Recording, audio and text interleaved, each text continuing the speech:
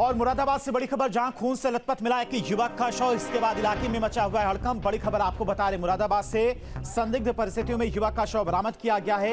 एक युवक ने फोन करके अपने घर बुलाया था और मां ने पुरानी रंजिश में हत्या का आरोप लगाया है। फिलहाल पुलिस ने मौके पर पहुंचकर शव कब्जे में लेकर पोस्टमार्टम के लिए भेजा है।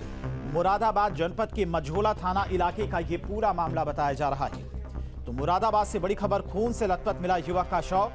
एक युवक ने फोन करके अपने घर बुलाया था। परिजनों की तरफ से ये जानकारी दी गई। मां ने पुरानी रंजिश में हत्या का आरोप लगाया है।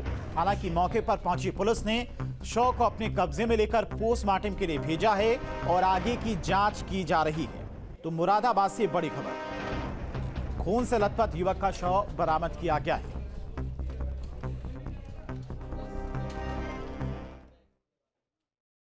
जयंतीपुर चौकी क्षेत्र है थाना मुजोला का। वहाँ पे एक तिकोना मस्जिद है और वहीं पर एक युवक की लाश पड़ी है। तत्काल हम लोग वहाँ पे मौके पर गए।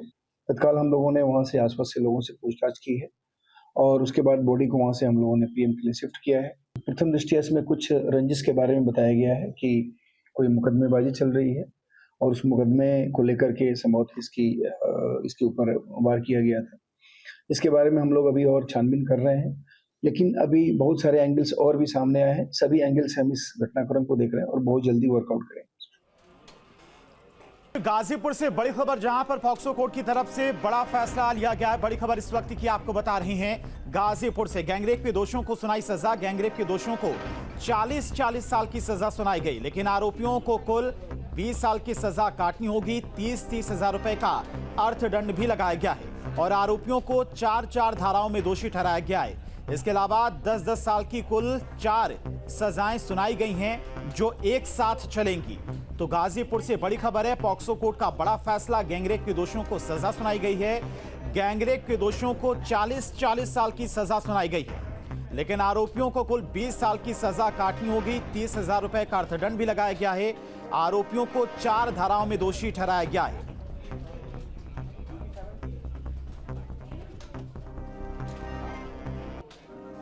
और नोएडा से बड़ी खबर, नोएडा पुलिस को मिली बड़ी सफलता। वाहन चोर गैंग का पुलिस ने पर्दाफाश किया है। तो बड़ी खबर नोएडा से, जहां पर नोएडा पुलिस की तरफ से बड़ी कार्रवाई की गई है। वाहन चोर गिरोह का पर्दाफाश करते हुए 5 शातिर चोरों को पुलिस ने गिरफ्तार किया, जिनके कब्जे से 19 बाइक और 2 स्कूटी बरामद की गई हैं। एनसीआर के इलाके में वारदात को अंजाम देते थे। चोरी के बाइकों को 4 से 5 हजार रुपए में बेच देते थे चोर। तो बड़ी खबर नोएडा से, जहां पर पुलिस की तरफ से बड़ी कार्रवाई करते हुए वाहन चोर गिरोह के 5 शातिरों को पुलिस ने गिरफ्तार किया है, जिनके कब्जे से 19 बाइक, 2 स्कूटी भी बरामद की गई हैं। और एनसीआर के इलाकों में वारदात को अंजाम देते थे, बाइक चोरी करते थे, उसके बाद 4 से 5 हजार रुपए में ये बाइक बेच दिया करते थे।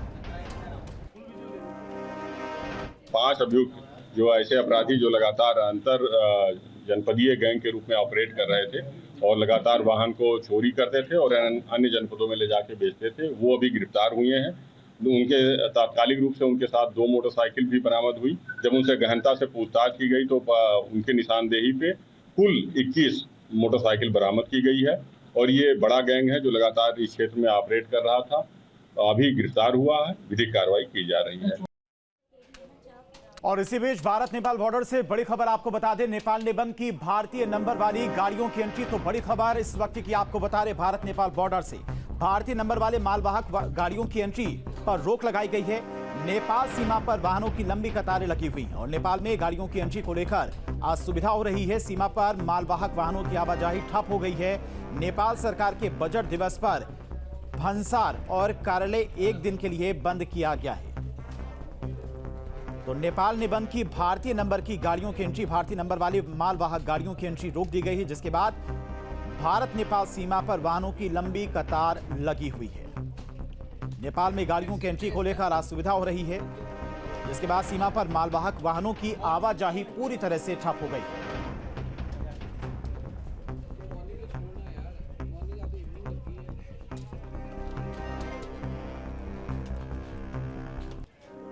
और बढ़ते आगे, मेरठ के सौरभ हत्याकांड को लेकर एक नया मोड़ सामने आ गया। हालांकि पुलिस की तरफ से पूरे मामले में कार्रवाई भी की जा रही है और इसी बीच हत्या के आरोपी मुस्कान का वकील बनकर अपना केस खुद लड़ने की मुस्कान ने इच्छा जताई है। जेल में रहकर मुस्कान कानून की पढ़ाई पढ़ेगी और जेल प्रशासन के सामने मुस्कान ने रखी LLB करने की मांग। बता दें कि मुस्कान 75 दिन से मेरठ जिला कारागार में बंद है और प्रेमी साहिल के साथ मिलकर मुस्कान ने पति सौरभ का कत्ल किया था। तो मेरठ के सौरभ हत्याकांड में यह नया मोड़ सामने है, जहां पर हत्या के आरोपी मुस्कान ने खुद वकील बनकर अपना केस लड़ने की इच्छा जताई है।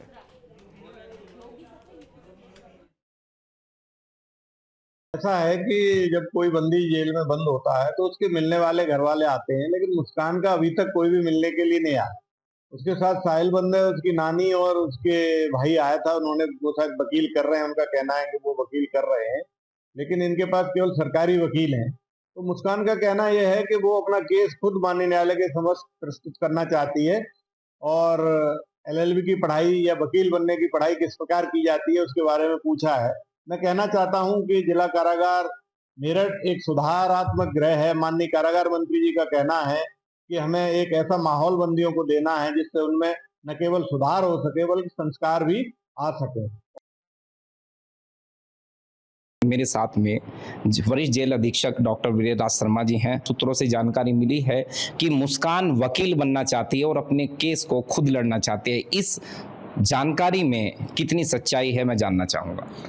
ये बात बिल्कुल सही है कि साहिल से मिलने के लिए तो उसके घर वाले आए, नानी आई, फिर भाई आया और वो वकील भी कर रहे हैं जैसा हमें उन लोगों ने बताया, लेकिन मुस्कान के घर से कोई मिलने के नहीं आया।